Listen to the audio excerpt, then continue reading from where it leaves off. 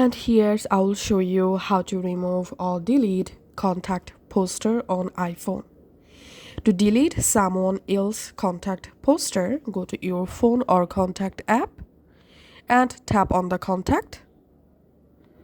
In here, tap on contact photo and poster, and here you will find the contact poster. Now just swipe to the top, tap on this delete icon, tap on delete and tap on done, and the specific contact poster and photo will delete.